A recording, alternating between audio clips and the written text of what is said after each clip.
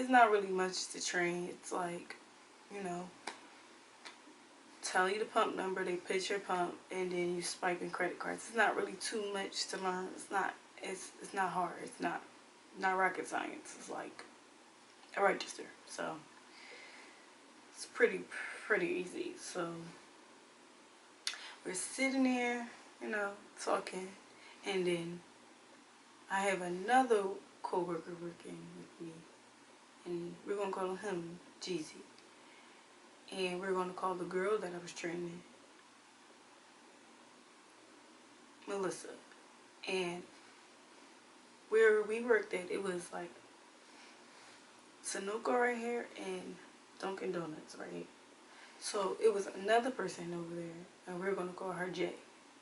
So we're all just sitting there.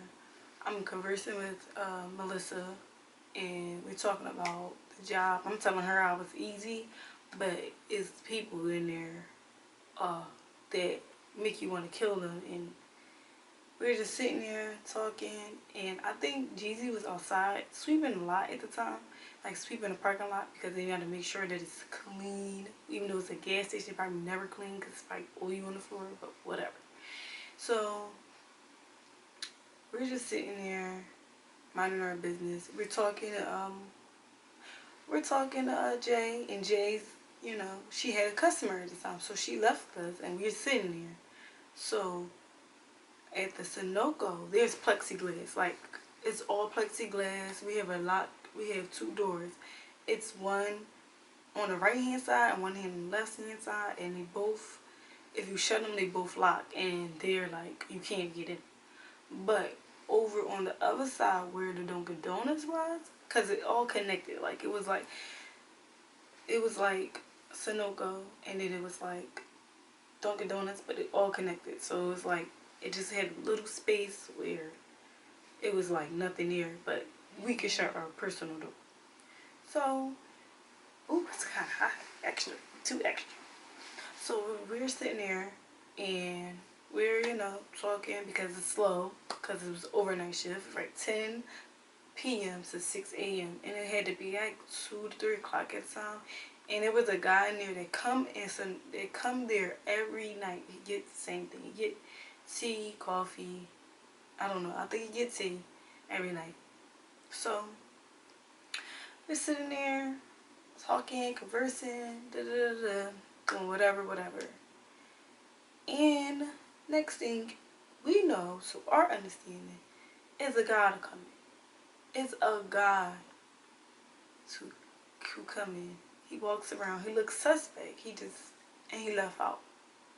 So I think he was scoping out the place, like to see if like somebody was here, or he was going to be defenseless, or who was here and who could take on, I guess. So he leaves out. 10 minutes later, my coworker Jeezy comes in screaming. He said, they about to rob us, they about to rob us. Literally, I dropped to the floor automatically. It was no excuses. I dropped to the floor. I'm from the hood. I'm from the hood. Anybody from the hood know when someone has a gun and they're trying to rob you, then you're kind of defensive. What are you going to do? Like, what are you going to do? I know to drop on the floor. I've been taught that all my life. I'm from the hood. So, I'm doing that, and mind you, I'm dropping to the floor, and it's three other people in here. So I'm automatically trying to shut the door. I almost forgot that Jay was on the other side, because I almost shut the door on her. And she came knocking, and she came in. So we all on the ground.